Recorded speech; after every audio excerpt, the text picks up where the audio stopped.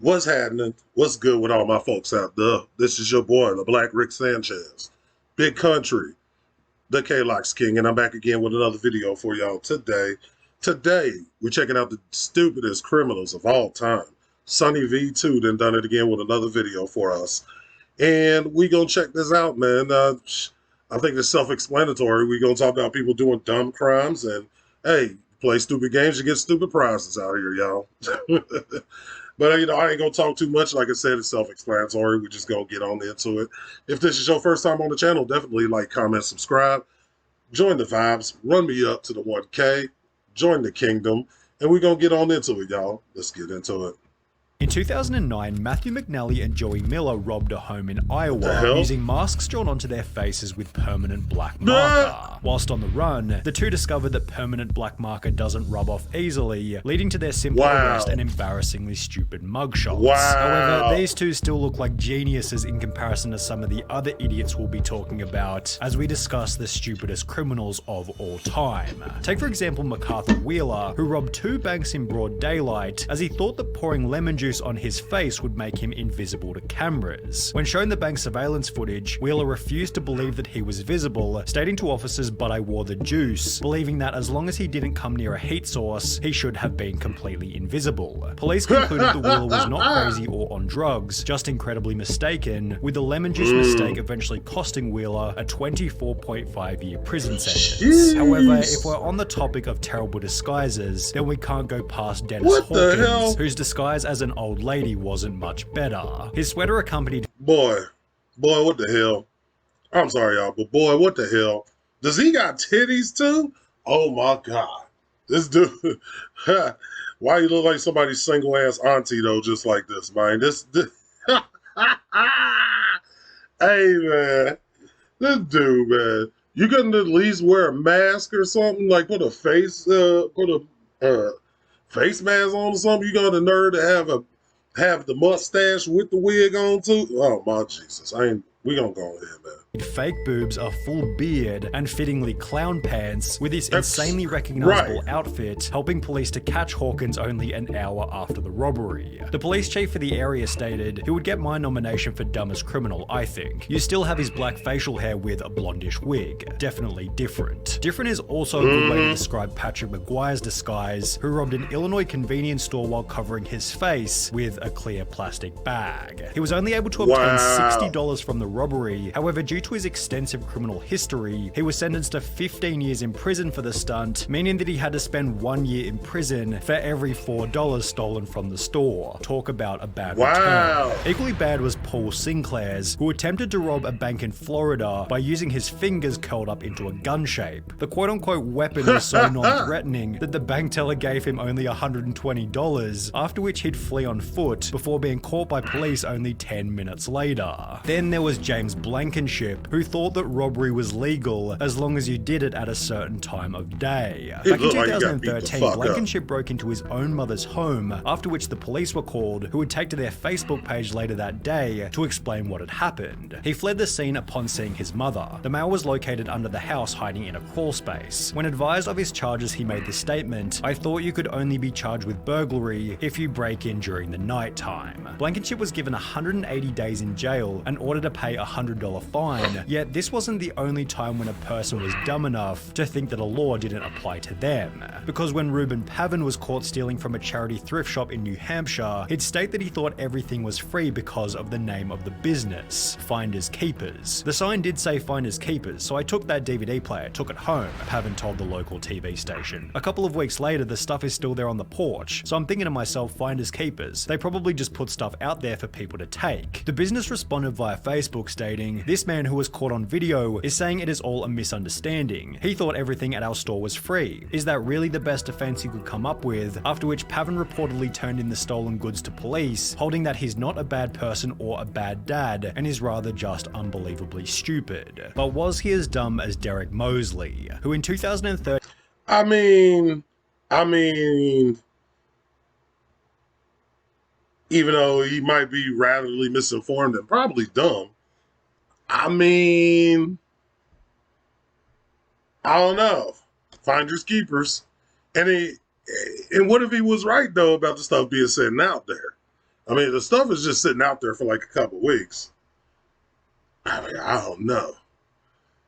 I mean, there might be more to the story that we know, y'all. So I'm not going to sit there and say make a full judgment on that. Probably stupid. But was he as dumb as Derek Mosley, who in 2013 attempted to rob a store named Discount Gun Sales by using a baseball bat? When Mosley allegedly barged into Discount Gun Sales and smashed a display counter with his baseball bat, the store manager simply pulled out his own personal firearm and pointed it straight at the would-be robber, holding Mosley in the store until he was arrested and charged with first-degree robbery. A similar story then came out of Texas in July 2022 when a gun store was robbed at knife point, although this tale instead ended in a body bag as the robber was fatally shot by the store owner as he tried to exit with his loot. But what happens when you accidentally call 911 whilst committing a crime? Pocket dialing the police is probably a fairly common occurrence. However, for Carson Reinhardt and Nathan Teklemariam, it happened at the most unfortunate moment, specifically while they were breaking into a car. The alert dispatcher soon realized that the call was an accidental one, and moreover that the guys on the other end might be up to no good. For the next 35 minutes, the dispatcher stayed on the line, listening and gathering information, as Teklemariam and Reinhardt did the following. Discovered a car that they thought they could burglarize, discussed how to break into the car, allegedly broke into the car, exclaimed in delight over finding narcotics in the car, became confused as to how and why a police car was following them, and reacted in disbelief when the arresting officer revealed that they'd been on the line to 911 the entire time.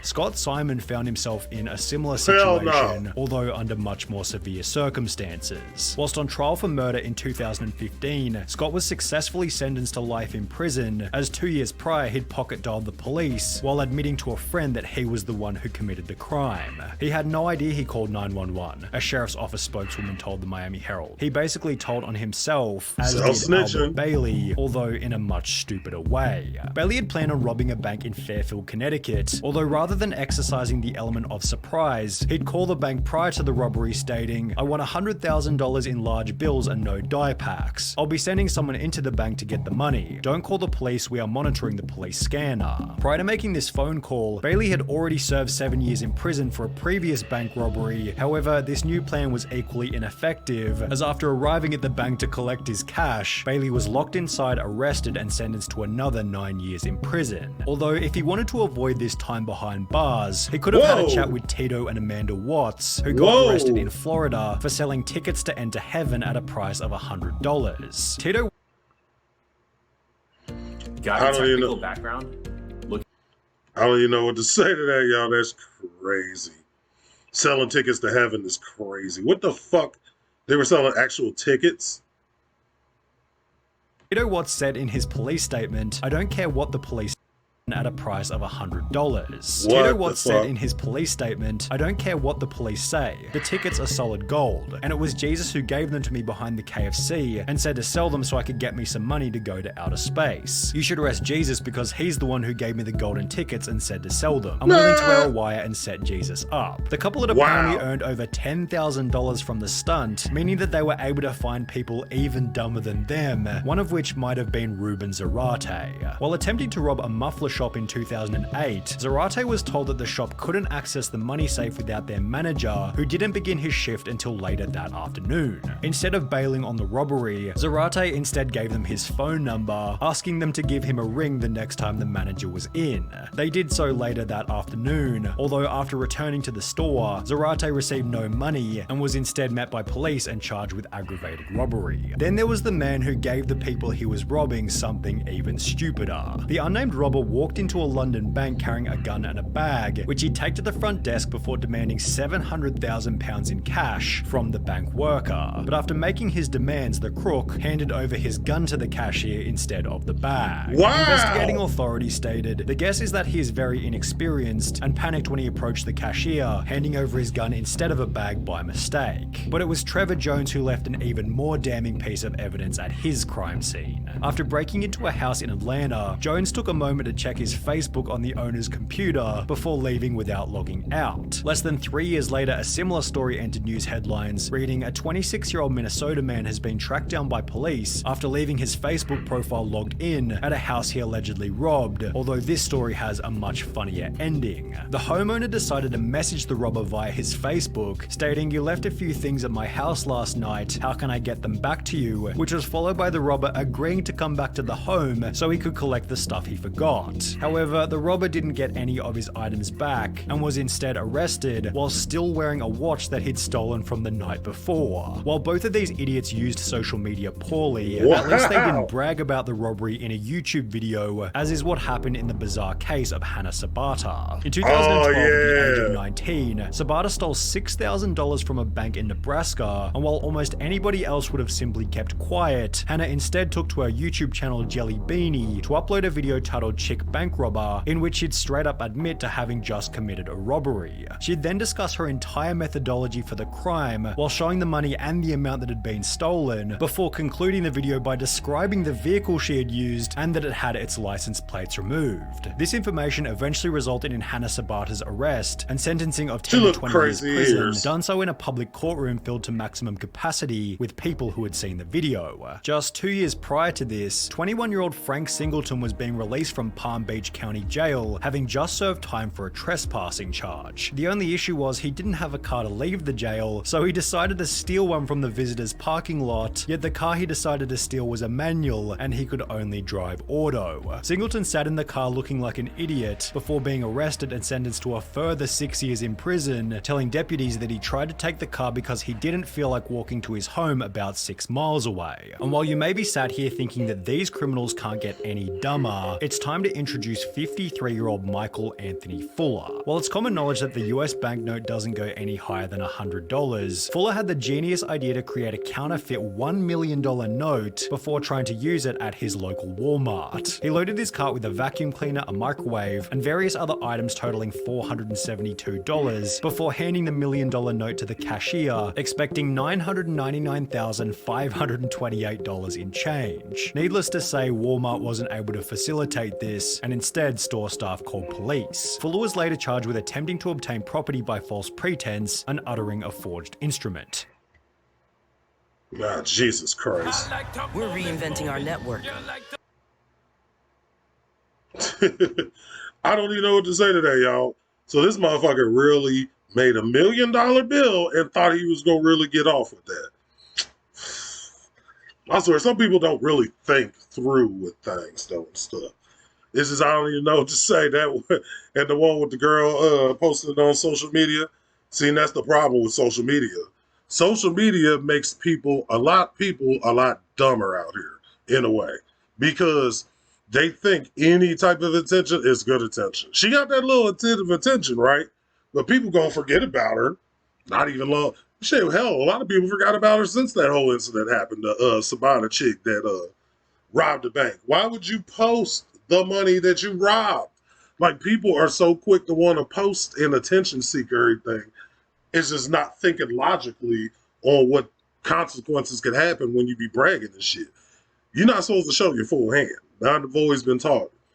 I don't care how much money I got. I'm not showing my whole hand, because why do I need to be a target for people that want to be stupid as hell and try to rob a nigga or some shit like that? Do you get what I'm saying? It is wild out here, y'all. It's wild. But otherwise than that, this was a good video, as usual. Sunny V2, I fuck with this as usual, my boy. If y'all like the videos and stuff from his channel, definitely subscribe to Sunny V2's channel down there below. And if you liked what you've seen from me, definitely let me know. Like, comment, subscribe.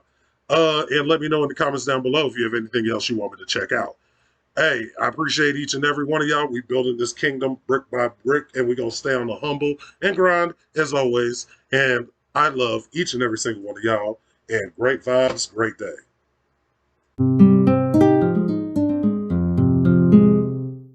OG Panda Beats.